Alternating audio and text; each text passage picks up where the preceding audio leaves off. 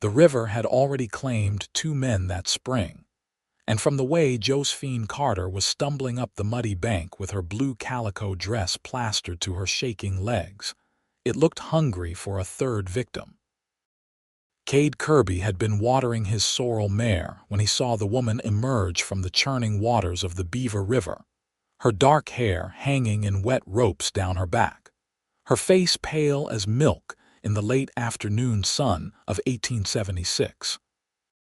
He dropped the reins and ran toward her, his boots squelching in the soft earth along the riverbank. She collapsed to her knees just as he reached her, coughing up water, her whole body trembling from cold or shock or both. "Easy now," Kade said, kneeling beside her. He pulled off his worn leather jacket and draped it over her shoulders, though it would not do much good when she was soaked through. "Easy. You are safe now." She looked up at him with eyes the color of creek stone, gray and green mixed together, and for a moment she just stared like she could not quite believe she was alive. Her lips were tinged blue at the edges. Kade had seen drowning victims before, and this woman had come dangerously close. "Can you stand?" he asked gently. She nodded, but when she tried to rise her legs buckled. Kade caught her under the arms and lifted her up, steadying her against him. Up close, he could see she was younger than he had first thought, maybe 23 or 24, with a scattering of freckles across her nose that stood out starkly against her pale skin. "My horse is just there," he said, nodding toward where his mare stood grazing peacefully. "We need to get you warm and dry before you catch your death." "Thank you," she whispered, her teeth chattering so hard she could barely form the words. He helped her over to the mare, and when it became clear she did not have the strength to mount by herself, he lifted her up into the saddle and swung up behind her. She sagged back against his chest, and he could feel the cold radiating off her damp clothing. He urged the mare into a quick trot toward Beaver, keeping one arm around the woman to hold her steady. The town of Beaver sat in a valley surrounded by mountains, established just a few years earlier by Mormon pioneers, but growing quickly with the mining boom. Kade had been passing through on his way to his brother's ranch in Colorado when his horse threw a shoe, forcing him to stay longer than planned. Now he was grateful for that bit of bad luck. As they rode, the woman's shivering intensified. Kade pulled her closer, trying to share what warmth he could. Her dress was still wet with river water, dripping steadily onto the mare's flank. The question burned in his mind, and finally he could not hold it back any longer. "Did you jump, or were you pushed in there?" She stiffened in his arms, and for a long moment she said nothing. The only sounds were the rhythmic thud of the horse's hooves and the distant call of a meadowlark. When she finally spoke, her voice was barely audible over the wind. "I was pushed." Kade felt a flash of anger surge through him. "Who, my brother-in-law?" She drew a shaky breath.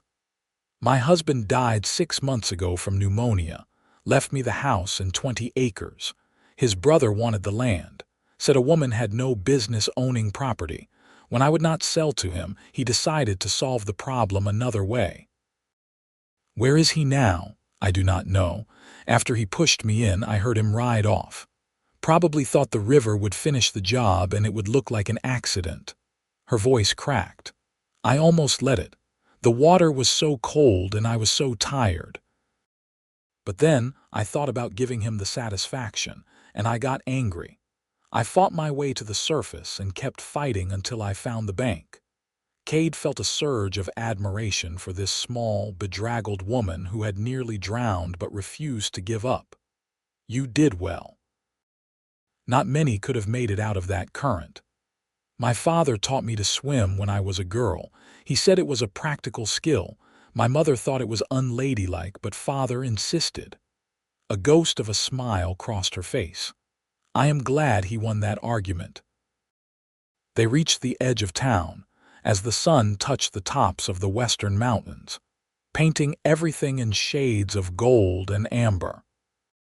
Beaver was not a large place, maybe 200 souls, but it had all the necessities including a doctor, a general store, and a boarding house run by a widow named Mrs. Patterson, who Kade had met when he first arrived. He guided the mare toward the boarding house, a 2-story structure with fresh white paint and green shutters. Mrs. Patterson was sweeping the front porch when they rode up, and her eyes went wide when she saw the state of Kade's passenger.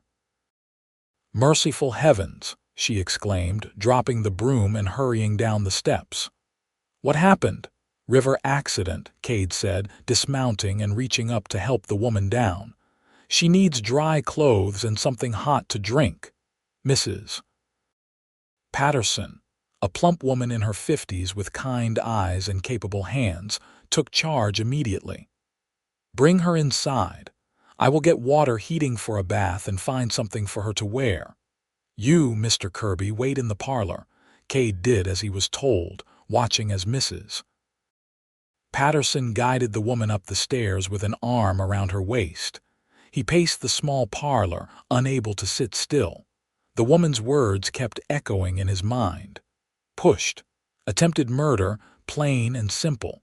The question was what to do about it.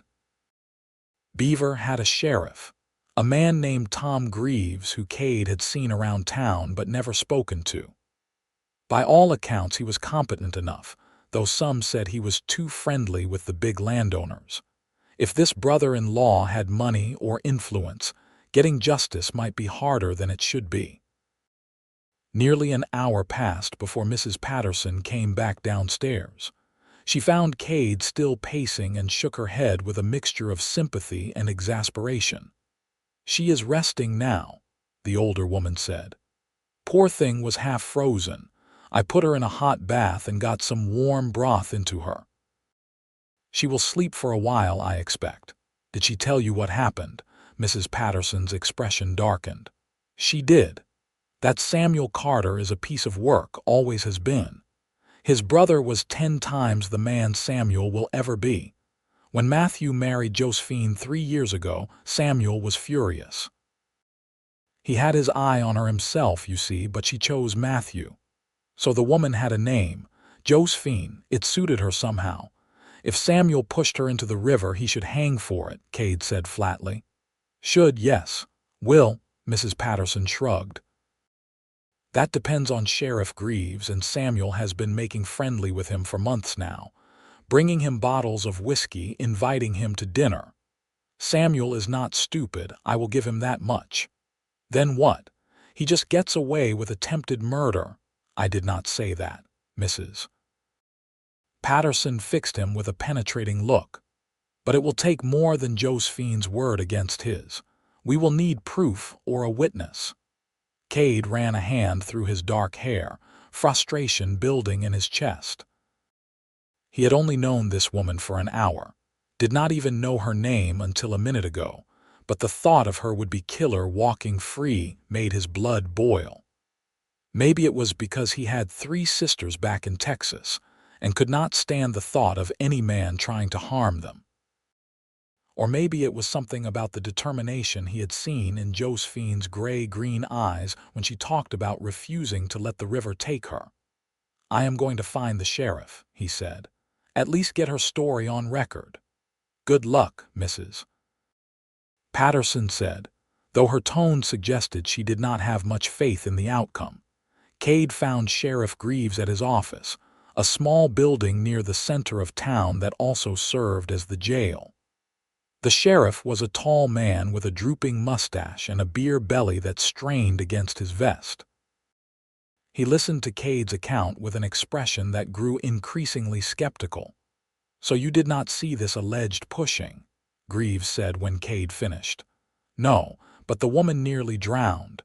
She was barely conscious when I pulled her from the river. Could have slipped and fallen in herself.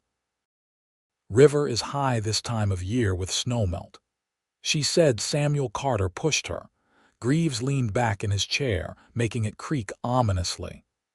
"Now, Samuel is a respected landowner in this community, I find it hard to believe he would do such a thing. Women sometimes get hysterical, imagine things that did not happen. Kade felt his jaw tighten. She was not hysterical, she was clear about what happened. Maybe she was clear, but that does not make it true. Could be she is trying to cause trouble for Samuel because of some dispute over her late husband's property. I heard there has been friction between them. The friction being that he wants to steal her land. Greaves's eyes hardened. I would watch your accusations, Mr. Kirby. You are a stranger here. Samuel Carter has lived in Beaver his whole life. Now, I will talk to both of them and sort this out, but I suggest you stay out of it from here on. This is a matter for the law. Kade wanted to argue, but he could see it would do no good. The sheriff had already made up his mind, or more accurately, Samuel Carter's whiskey had made it up for him. He left the office feeling disgusted and more determined than ever to see justice done. When he returned to the boarding house, Mrs. Patterson told him Josephine was awake and asking to see him. He found her in a small bedroom on the second floor, sitting in a chair by the window wrapped in a thick shawl. Her hair was dry now, falling in soft waves around her shoulders, darker than he had realized, almost black. She looked fragile in the lamplight, but there was steel in her eyes. Mrs. Patterson said you went to the sheriff, Josephine said. I did. He was not much help. I did not think he would be. Samuel has been cultivating him for weeks. She folded her hands in her lap, and Kade noticed they were scraped raw from pulling herself out of the river. Thank you for trying. This is not over. Is it not? She gave him a sad smile. Samuel tried to kill me and failed. He will not make that mistake twice. Next time he will make sure there are no witnesses and no chance of survival. I think the smart thing would be to leave Beaver and never come back. Run away and let him have your land. It is just land, Mr. Kirby. My life is worth more, call me Kade. And it is not just land, is it? It is your home, your husband's memory, your independence. He pulled up another chair and sat down across from her. If you run, what is to stop Samuel from doing the same thing to the next person who stands in his way? What do you suggest I do? The sheriff will not help. I have no proof. Samuel will claim I fell in, and who is to say otherwise? I am. I saw you come out of that river. I saw the state you were in. No one just falls in and ends up that far downstream. Your word against his. The stranger versus the respected landowner. She shook her head. I appreciate your help, truly. You saved my life, but I will not ask you to risk yours for a fight you cannot win. Kade was quiet for a moment, studying her face in the golden lamplight. She was pretty in a quiet way, nothing flashy or showy, just honest and true. The kind of face a man could look at for 50 years and never grow tired of seeing. The thought startled him with its intensity. What if we gather evidence? He said finally. Talk to people who know Samuel, find out if he has done anything like this before. Men like him do not usually start with murder. There will be a history. Josephine looked at him with surprise. Why would you do that? You do not even know me. I know you fought your way out of a river that should have killed you. I know you refused to give up even when it would have been easier.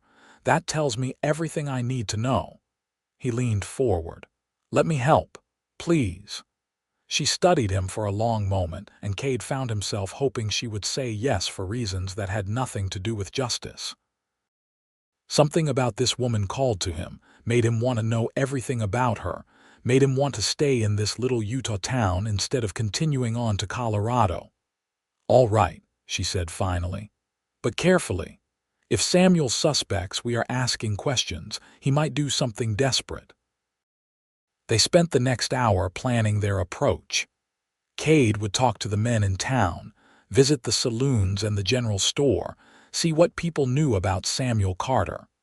Josephine would talk to the women, particularly those who had known her husband Matthew. Between them, They might piece together enough to build a case even Sheriff Greaves could not ignore. The next morning dawned clear and cold, frost glittering on the grass.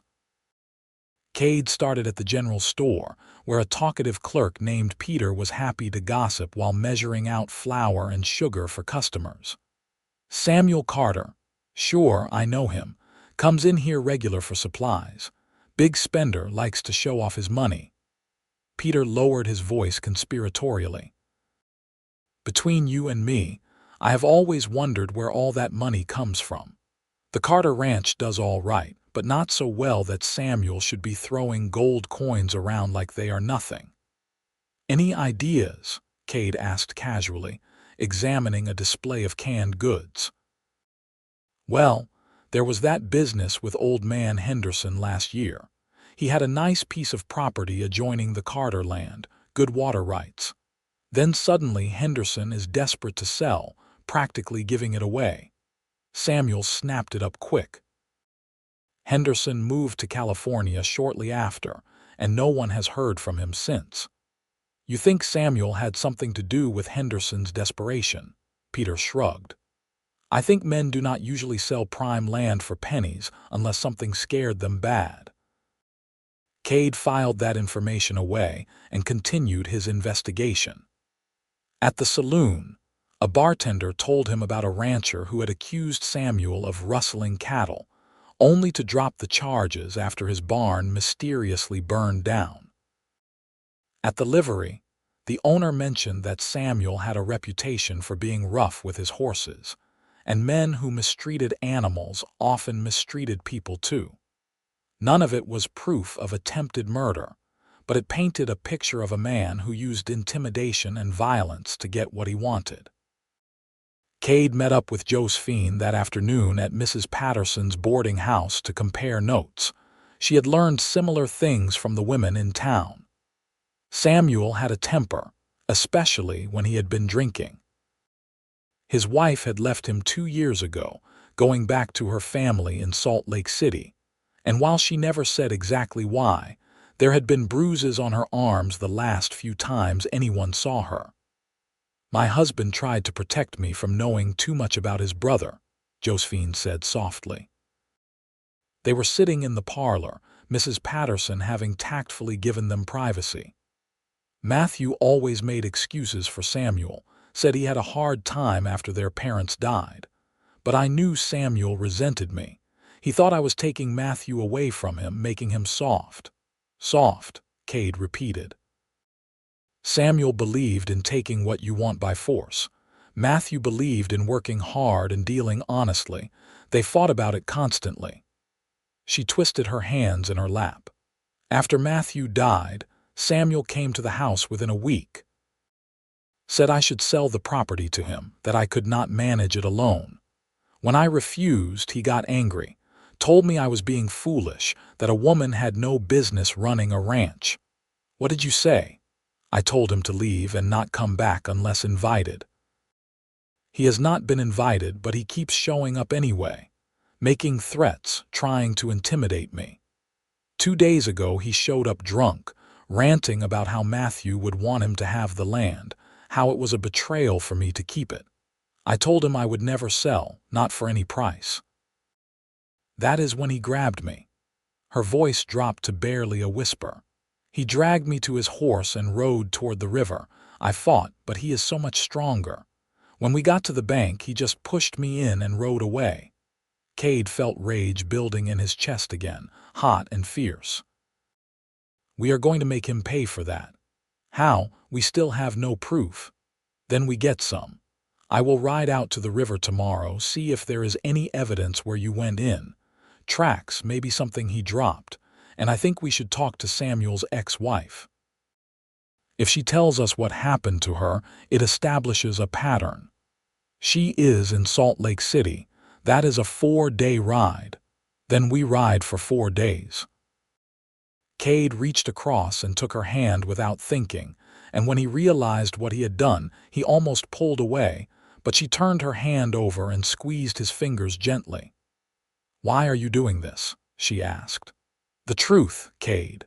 He looked into those gray-green eyes and decided to be honest.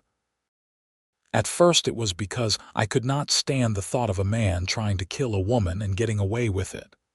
But now it is because I want to know you better, and I cannot do that if you are running for your life or living in fear. And maybe a small part of it is because you are the most interesting person I have met in a very long time. A flush crept up her cheeks, the first real color he had seen in her face since pulling her from the river. That is the first time anyone has called me interesting. Then people have not been paying attention. They sat there for a moment, hands linked, and Kade felt something shift in his chest. He had been drifting for the past 3 years, ever since coming home from driving cattle up to Kansas and finding his parents had sold the family ranch without telling him. The betrayal had sent him wandering, taking jobs here and there, never staying anywhere long. But sitting in this parlor in Beaver, Utah, holding hands with a woman he barely knew, he felt something he had not felt in years. He felt like he was exactly where he was supposed to be. The spell was broken when Mrs. Patterson bustled in with tea and biscuits. If she noticed them holding hands, she had the grace not to mention it. They spent the rest of the afternoon making plans, and by evening they had decided that Kade would investigate the riverbank the next day while Josephine stayed safe at the boarding house. If he found anything useful, they would decide then whether a trip to Salt Lake City was necessary. That night, Kade could not sleep. He kept thinking about Josephine, about the courage it must have taken to keep fighting in that icy water, about the vulnerability in her eyes when she talked about her dead husband. He had been attracted to women before, but this felt different, deeper. Like recognizing someone you had known in another life. The next morning he was at the river by dawn, following the bank downstream from the main crossing. It took him nearly 2 hours to find the spot where Josephine must have gone in. The ground was churned up from horses, and broken branches showed where someone had fought and been dragged. Kade dismounted and studied the area carefully. There were boot prints, 2 different sizes. Josephine's smaller ones and larger ones that must belong to Samuel. The larger prints showed deep impressions, suggesting the man was heavy or carrying something, probably dragging Josephine. Kade found where the struggle had intensified near the water's edge, the ground torn up, branches snapped. And then, half buried in the mud, a silver button. He picked it up and wiped it clean. It was an expensive button, the kind that would come from a good shirt or vest.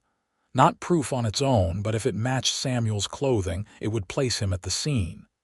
Kade tucked it carefully into his pocket and continued searching.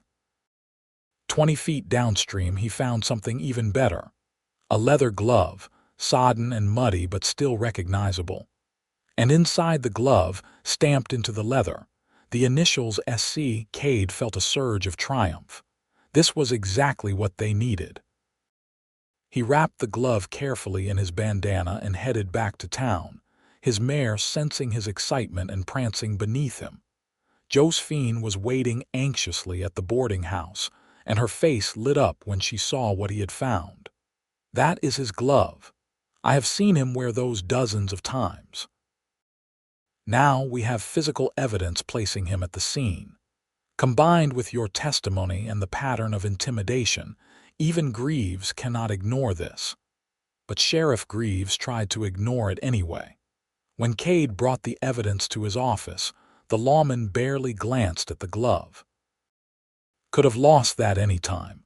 Samuel rides along that river regular, with initials matching his name, found at the exact spot where Mrs. Carter was pushed in. You cannot be serious. I am serious as a heart attack, Mr. Kirby, and I am serious when I tell you to drop this. You are making trouble where there does not need to be any. A woman was nearly murdered, so she claims. I only have her word for it. And now you have evidence. Greaves stood up, his hand resting on the gun at his hip, not drawing it, but the threat was clear. I have had about enough of you, stranger. You have been in Beaver less than a week and you are already causing problems. Maybe it is time you moved on. Kade felt his own hand drift toward his gun, but he forced himself to stop. Getting into a gunfight with the sheriff, even a crooked one, would not help Josephine. He turned and walked out, fury pounding in his temples. Back at the boarding house, Josephine could see the news was not good even before he spoke. She sank into a chair, looking defeated. He will not do anything, will he? No, he is bought and paid for by your brother-in-law. Kade paced the parlor, thinking hard. We need to go over his head. Is there a territorial marshal we can contact? The nearest one is in Salt Lake City. Josephine looked up at him. We would have to go there anyway to talk to Samuel's wife. Maybe we kill two birds with one stone. It is a long ride, and dangerous with Samuel still out there. More dangerous than staying here where he can find me. At least on the trail I can see him coming. She stood up, determination replacing the defeat in her eyes. I am not hiding anymore, Kade. I am going to fight, but I cannot do it alone. You will not have to. We leave tomorrow morning, Mrs. Patterson was not happy about them traveling together, but she was practical enough to see there was no choice. She packed them food for the journey and made Josephine promise to write as soon as they reached Salt Lake City safely. They set out at dawn the next day, riding north through the valley. The mountains rose around them, still topped with snow despite it being late May. Kade had purchased a horse for Josephine with some of his savings, a steady gray gelding that would not give her any trouble. She rode well, back straight and hands light on the reins, and when he complimented her, she explained that her father had taught her to ride the same time he taught her to swim. He believed women should be able to do everything men could do, she said. My mother thought he was filling my head with dangerous ideas, but I loved him for it. He died when I was 17, fell from a horse and broke his neck. I am sorry. Thank you. It was a long time ago, but I still miss him. He would have liked Matthew. She was quiet for a moment. My husband was a good man, kind and patient. He deserved better than to die at 30 from a winter fever. How long were you married? 3 years. We met when I was 20. I was teaching school in Fillmore and he came to town to buy supplies. We talked for 2 hours in the general store and by the end of it, I knew I would marry him. A sad smile crossed her face. He proposed 3 months later and I said yes before he even finished asking. Kade felt a pang of something that might have been jealousy, which was ridiculous. The man was dead, and by all accounts he had been good to Josephine.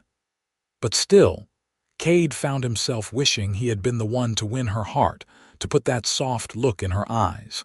They camped that night in a meadow, making a small fire and cooking beans and salt pork. The stars came out in brilliant profusion, and Josephine tilted her head back to look at them. Matthew and I used to sit on the porch and watch the stars, she said softly. He would make up stories about them, silly things that made me laugh. You loved him very much. I did. But he has been gone 6 months now, and grief cannot last forever. I think he would want me to live, not just exist. She looked at Kade across the fire, flames dancing in her eyes. You make me want to live again. Is that terrible? No. Kade's voice was rough with emotion. That is the least terrible thing I have ever heard. She smiled, and he felt his heart do something strange in his chest. He was falling for this woman, falling hard and fast, and he did not want to stop. They talked late into the night, sharing stories from their lives. Kade told her about growing up in Texas, about his sisters and his parents' betrayal. Josephine told him about teaching school, about the children she had loved and the joy of watching them learn. She talked about meeting Matthew, about building a home together, about the dreams they had shared of raising a family. We tried for a baby, she said quietly. For 3 years we tried, but it never happened. Matthew said it did not matter, that we had each other and that was enough. But I wanted children so badly, I still do. You will have them, Kade said with certainty he did not quite understand. You will be a wonderful mother. How can you know that? Because you are kind and patient and brave. Because you fought your way out of a river rather than give up. Because you care about children enough to teach them. Those are the things that make a good mother. Tears glimmered in her eyes, and she wiped them away quickly. Thank you for saying that. They fell silent, and Kade banked the fire for the night.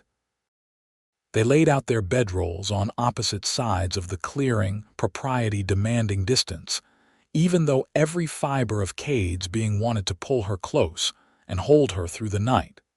The next 3 days followed a similar pattern. They rode through the day, talking and laughing, getting to know each other in the easy way that develops on a long journey. They camped at night under the stars, and with each evening Kade felt himself falling deeper. He loved the way Josephine laughed, the way she noticed small beautiful things like wildflowers and bird songs. He loved her strength and her vulnerability, the way she could be fierce one moment and soft the next, and he was fairly certain she was falling for him too. He caught her watching him when she thought he was not looking, saw the way she smiled when he helped her dismount, felt the electricity when their hands accidentally brushed. It was building between them, this attraction, growing stronger with every mile. On the 4th night, with Salt Lake City just half a day's ride away, Kade could not hold back any longer. They had finished dinner and were sitting by the fire, and Josephine was talking about her plans for the ranch if they managed to keep Samuel from taking it. I want to expand the orchard, she said.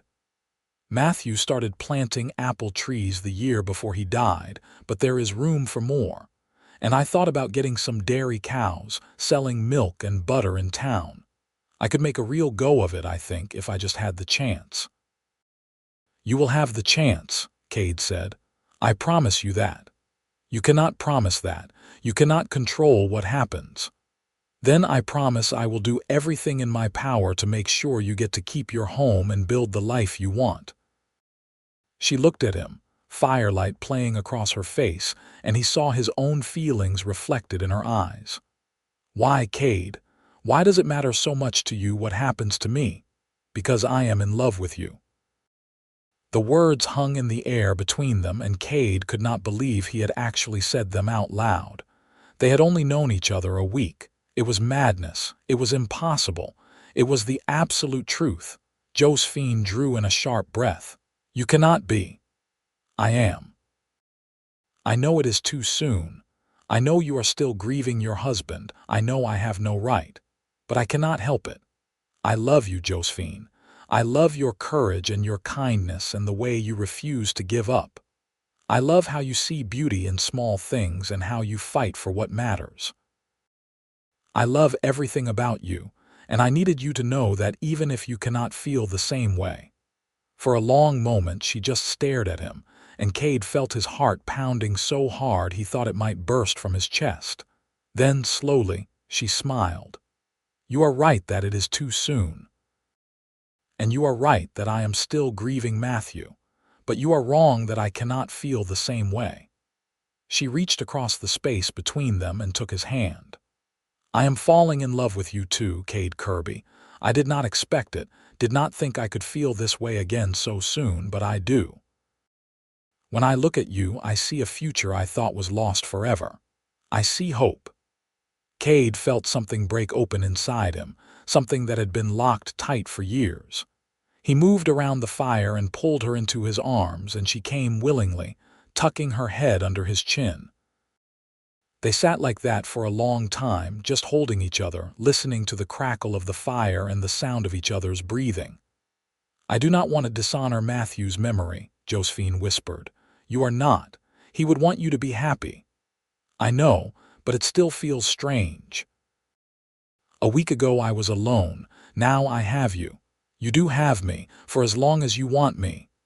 She pulled back to look up at him, and the expression on her face made his breath catch. What if I want you forever? Then forever is what you will get."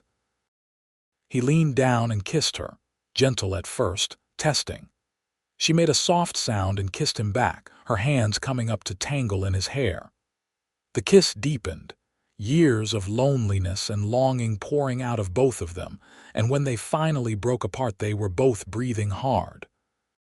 "We should stop," Josephine said, but she did not move away. "We should," Kade agreed and kissed her again. They spent the rest of the night wrapped in each other's arms, kissing and talking and making quiet promises about the future. Nothing improper happened, though Kade's body screamed at him to take things further. But Josephine deserved to be courted properly, deserved to have everything done right. There would be time for the rest after they were married, and Kade had no doubt now that they would be married. This was the woman he was meant to spend his life with. They reached Salt Lake City the next afternoon, dusty and tired but happy. The territorial capital was much bigger than Beaver, bustling with people and activity. Kade got them 2 rooms at a respectable hotel, ignoring the raised eyebrow from the clerk at their lack of proper chaperone. Let people talk.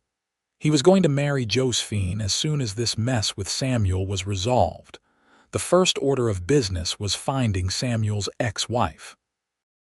Josephine knew her maiden name was Reynolds, and a helpful woman at the post office directed them to a boarding house on the east side of town where the Reynolds family lived. Clara Reynolds, formerly Clara Carter, was a thin woman with sad eyes and a nervous manner. When Josephine explained who she was and why they were there, Clara's face went pale. "I knew Samuel was capable of terrible things," Clara said, her voice shaking. "But I never thought he would actually try to kill someone." "Will you tell us what happened to you?" Kade asked gently.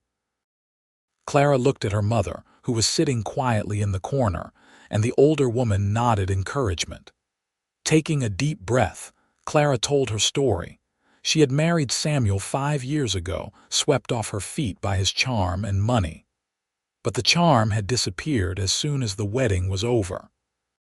He was cruel and controlling, telling her what to wear and who she could see, hitting her when she displeased him.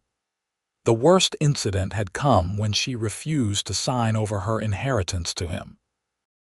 He had beaten her so badly she could not walk for a week, and when she threatened to go to the law, he said no one would believe her. "But my father believed me," Clara said, her voice stronger now. "He came and got me one night while Samuel was in town. We left and never went back. Father wanted to press charges, but Samuel has friends in high places. We were told it would be her word against his, and that we should just be grateful I got away." "Would you be willing to testify about this?" Kade asked. "Help us prove what kind of man Samuel Carter really is." "I do not know if I am that brave." "You are." Josephine reached out and took Clara's hand. "You survived him. That took incredible bravery. Now help me make sure he cannot hurt anyone else." Clara looked at her for a long moment, then nodded slowly. "All right, I will testify." It is time Samuel faced justice. Armed with Clara's testimony and the evidence from the river, they went to the territorial marshal's office. Marshal Henry Carter, no relation to Samuel despite sharing a last name, was a grizzled man in his 50s with keen eyes that missed nothing. He listened to their story without interruption, examined the evidence, and took Clara's statement with careful attention to detail. "This is serious," he said when they finished. "Attempted murder, assault, intimidation.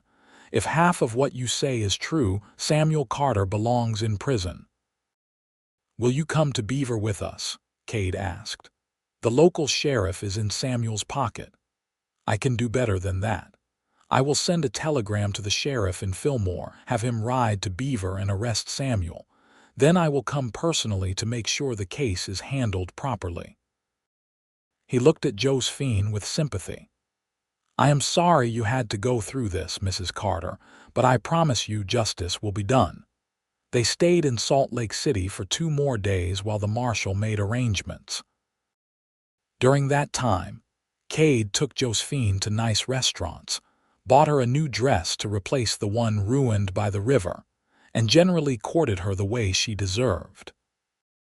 They walked through the city hand in hand, talking about everything and nothing, falling more deeply in love with every passing hour. On their last evening in the city, Kade took Josephine to a small jeweler's shop and asked her to pick out a ring. She chose a simple gold band with a small sapphire, the color of which reminded Kade of the river that had brought them together. He slipped it on her finger there in the shop, and she smiled up at him with tears in her eyes. "I will marry you," she said. "As soon as this is over and my life is my own again, I will marry you. You do not have to wait. We could marry here, right now. No, I want to do it in Beaver, in the church where I married Matthew. I want to do it right, with friends around us and no shadow hanging over us. Can you wait a little longer? I can wait forever if I have to, but I would rather not." She laughed and kissed him, right there in front of the jeweler, who beamed at them like they were his own children. They returned to Beaver with Marshal Carter 3 days later, arriving to find Samuel already in custody. The sheriff from Fillmore had arrested him on the marshal's authority, and Samuel was sitting in a jail cell looking furious and disbelieving. When he saw Josephine walk past with Kade at her side, his face turned purple with rage. "You will regret this," he shouted. "I will get out and I will make you pay." "No, you will not," Marshal Carter said calmly. "You will stand trial for attempted murder and assault, and if I have my way, you will spend the rest of your life in prison." The trial was held 2 weeks later in the territorial courthouse in Fillmore, since it was clear Samuel could not get a fair trial in Beaver. Kade and Josephine testified, as did Clara, Mrs. Patterson, and several people from Beaver who spoke about Samuel's pattern of intimidation and violence. The evidence of the glove and button was presented, along with testimony from a doctor about the severity of injuries Josephine would have sustained from her ordeal in the river. Samuel's lawyer tried to paint Josephine as a lying opportunist trying to steal land that rightfully belonged to Samuel, but the jury did not buy it. After deliberating for less than 2 hours, they returned a verdict of guilty on all charges. The judge sentenced Samuel to 20 years in the territorial prison, and the bailiffs led him away still shouting threats. Josephine sagged against Kade in relief, and he wrapped his arms around her, holding her close. It was over. She was safe. They could finally start their life together. They were married a month later in the small church in Beaver, with Mrs. Patterson and Clara Reynolds and half the town in attendance. Josephine wore a white dress that Clara's mother had helped her sew, and Kade wore his best suit, freshly cleaned and pressed. When the preacher pronounced them man and wife, Kade kissed his bride with all the love and passion he had been holding back for weeks, and the congregation erupted in applause and cheers. They moved into Josephine's house, the house she had shared with Matthew, and Kade helped her turn it into their home.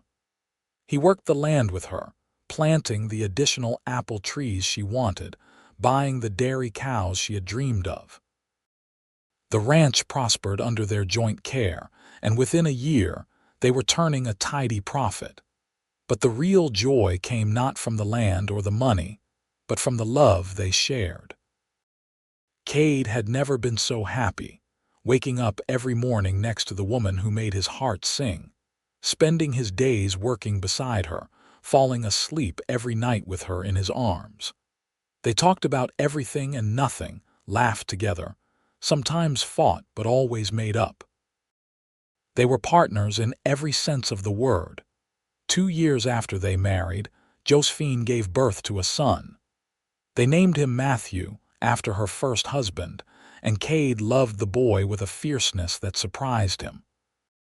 Matthew had dark hair like his mother and his father's green eyes, and he was the most beautiful thing Kade had ever seen aside from Josephine herself. A year and a half later, A daughter joined them.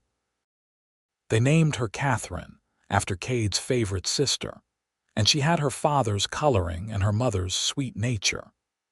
Watching Josephine with their children, seeing her be the wonderful mother he had always known she would be, made Kade fall in love with her all over again every single day. The years passed in a blur of happiness. The children grew, healthy and strong. The ranch continued to prosper. Samuel remained in prison, and they heard through the grapevine that he had become a model prisoner, broken by his time behind bars. Clara remarried, to a kind man from Salt Lake City, who treated her the way she deserved, and she and Josephine remained close friends. Sheriff Greaves was voted out of office after his corruption came to light during Samuel's trial, and a new sheriff was elected, an honest man who took his duties seriously. Mrs. Patterson remained a close friend and unofficial grandmother to young Matthew and Catherine, spoiling them with sweets and stories. On their 5th anniversary, Kade and Josephine stood on their porch watching the sunset paint the mountains in shades of gold and purple. The children were asleep inside, tired from a day of playing. The orchard was heavy with apples and the dairy cows were lowing softly in the barn. Everything they had worked for, everything they had dreamed of, had come true. "You ever think about that day at the river?" Josephine asked, leaning against Kade's shoulder. "Every day. It was the best day of my life," she laughed. "You must have strange ideas about good days. I nearly drowned. But you did not. You fought and survived, and I found you. If you had not been pushed into that river, I would have ridden through Beaver and kept going to Colorado. We never would have met. So yes, it was the best day, because it was the day I found my future." Josephine turned in his arms to face him, her eyes shining with love. "When you asked me that day if I jumped or was pushed, I thought my life was over. I thought I would spend whatever time I had left looking over my shoulder, waiting for Samuel to finish what he started. I never imagined I could be this happy again." "Again?" Kade raised an eyebrow. "I hope I have made you happier than your first marriage." "Different kinds of happiness," she said diplomatically, but then she smiled. "But yes, happier. Matthew was my first love, and I will always treasure what we had. But you are my great love, Kade. You are the one I was meant to find. And I thank God every day that you were at that river, that you cared enough to help a stranger, that you loved me enough to fight for me. I will always fight for you, for us, for our family. I know." She stretched up and kissed him, sweet and tender. "I love you, Kade Kirby." "I love you too, Josephine Kirby. Forever." They stood there as the sun sank below the mountains and the first stars appeared in the darkening sky, holding each other, content in the knowledge that they had found something precious and rare. They had found true love, the kind that survives trials and grows stronger with time. Inside the house, young Matthew woke from his nap and called for his mother. Josephine went to tend to him and Kade followed, watching as she scooped their son into her arms and settled into the rocking chair. Catherine woke too, not wanting to be left out, and Kade picked her up, sitting beside his wife. This was everything he had ever wanted, even when he had not known he wanted it. A home, a family, a woman to love who loved him just as fiercely in return. It had all started with a question on a riverbank, with a woman whose dress was still wet with river water, and it had led to a lifetime of happiness. As the years continued to pass, Kade and Josephine's love only deepened. They had 2 more children, another boy and another girl, and the house that had once seemed spacious filled with noise and laughter and life. The children grew up knowing they were loved, knowing their parents' story, understanding that sometimes the worst moments can lead to the best outcomes. Kade expanded his cattle operation, buying adjacent land when it became available, and the Kirby Ranch became one of the most successful in the territory. But success was never measured in land or money for them. It was measured in the smiles of their children, the contentment they felt sitting together on the porch in the evening, the warmth of waking up next to each other every morning. When Utah achieved statehood in 1896, Kade and Josephine were there to celebrate with their community. Their oldest son, Matthew, was 18 by then, strong and capable, already talking about starting his own ranch.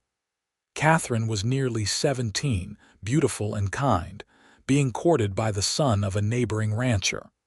The younger children were still at home, filling the house with energy and chaos. Kade looked at his family gathered around the dinner table that night and felt overwhelming gratitude. He thought about the man he had been 20 years ago, drifting and purposeless, angry at his parents and unsure of his place in the world. That man seemed like a stranger now. Finding Josephine had changed everything. Loving her had taught him what really mattered. Building a life with her had given him purpose and joy beyond anything he had imagined possible. She was his partner, his best friend, the love of his life. "What are you thinking about?" Josephine asked that night as they got ready for bed. She was 46 now, with silver threading through her dark hair and fine lines around her eyes, and Kade thought she was even more beautiful than the day he first saw her emerging from the river. "I am thinking about how lucky I am. How grateful I am that your brother-in-law was a terrible person," she laughed. "That is a terrible thing to say, but true. If he had not pushed you in that river, we would never have met." "God works in mysterious ways," Josephine said, climbing into bed beside him. "He brought us together through tragedy, and we built something beautiful from it. We did." Kade pulled her close, breathing in the familiar scent of her hair.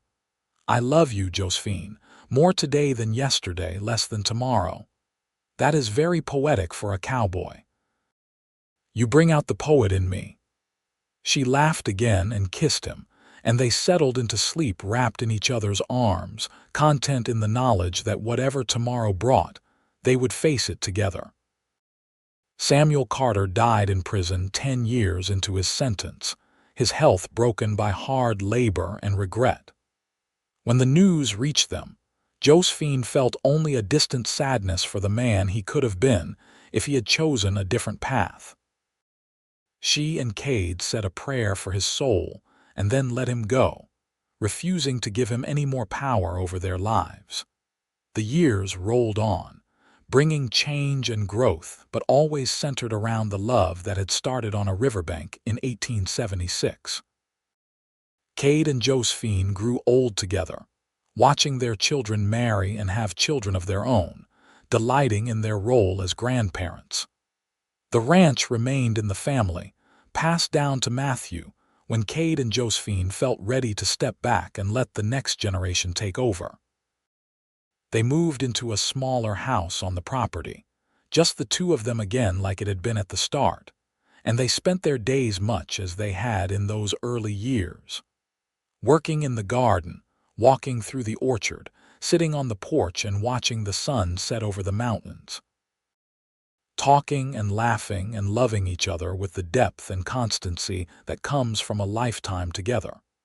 On their 50th wedding anniversary, their children and grandchildren gathered to celebrate. There was a huge party with music and dancing and enough food to feed half of Beaver. Kade and Josephine sat in places of honor, surrounded by the family they had built together, the legacy of their love. 50 years, Josephine marveled, looking at Kade with the same love she had felt that night by the campfire when he first told her he loved her. "It does not seem possible." "The best years of my life," Kade said, taking her hand. His hands were gnarled with arthritis now, his dark hair gone completely gray, but his eyes still lit up when he looked at his wife. "Every single day with you has been a gift, even the hard days, especially the hard days. Because we got through them together."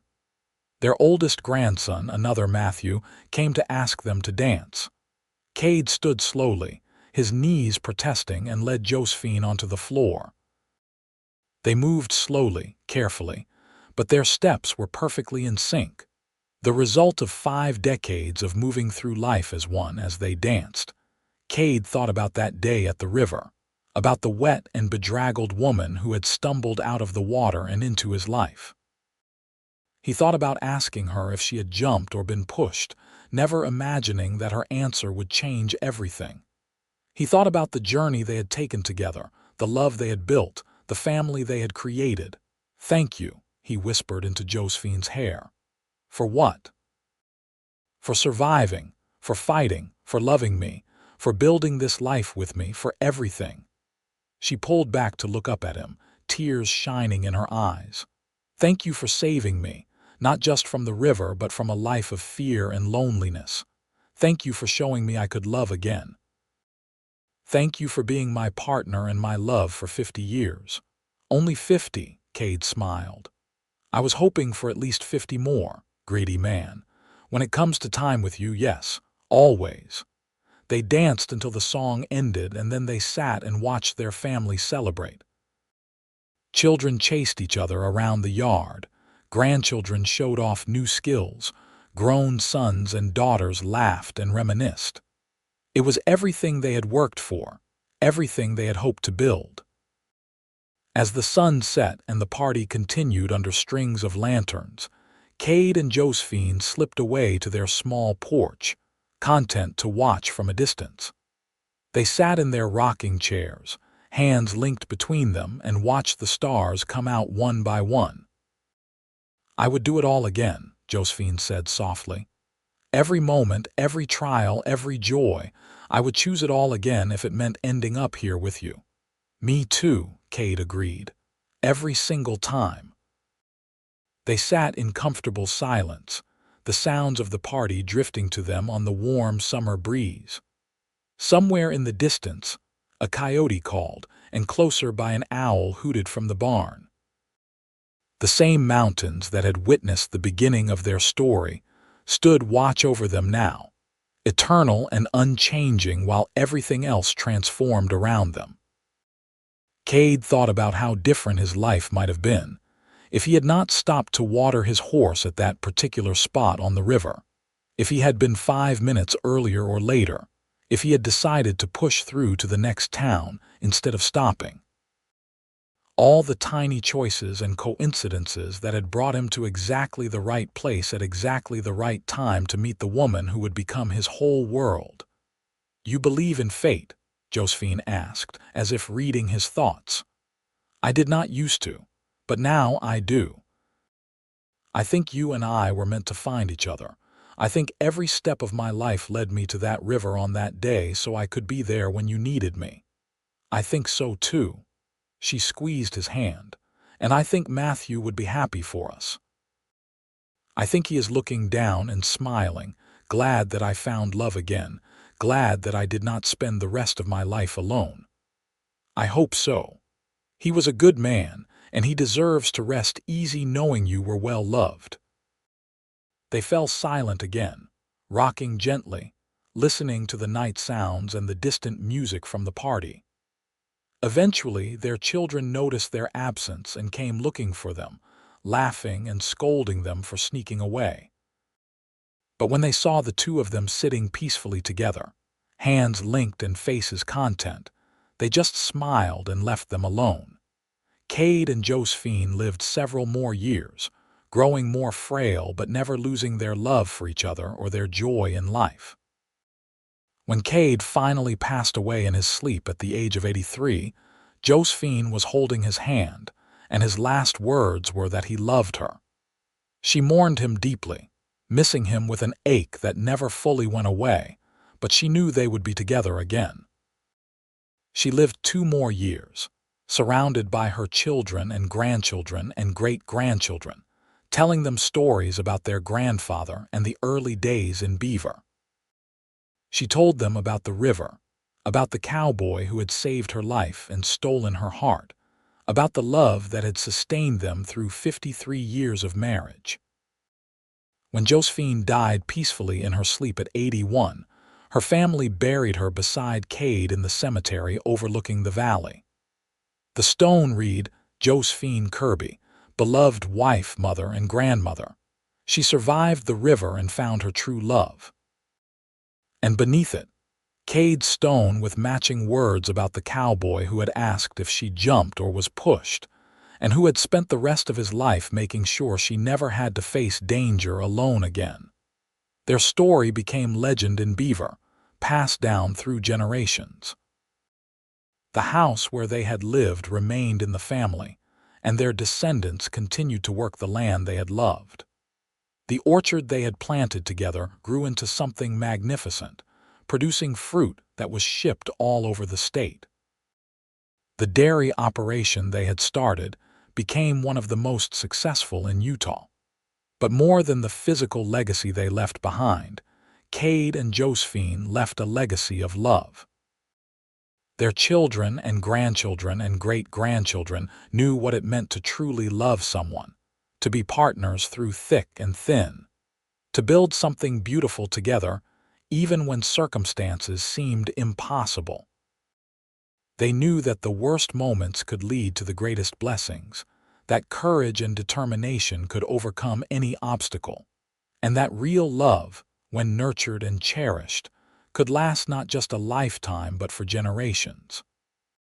And sometimes, on quiet evenings when the sun set over the mountains in shades of gold and purple, when the breeze carried the scent of apple blossoms, and the river sang its eternal song, people swore they could see two figures walking hand in hand through the orchard. A cowboy and his lady, still in love after all these years, still together in the land they had made their own, living proof that true love never really dies. It just changes form, becoming memory and legend and inspiration for all who come after. The story of the woman whose dress was wet with river water, and the cowboy who asked if she jumped or was pushed, became a reminder that sometimes the darkest moments herald the brightest futures, that heroes can appear when least expected, and that love, when it is real and true, can overcome anything.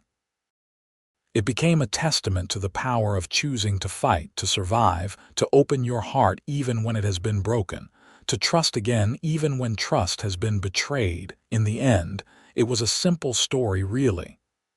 A man saved a woman. They fell in love. They built a life together. They raised a family. They grew old together. They died and were reunited in whatever comes after, simple but profound in its simplicity. Because is that not what we all hope for?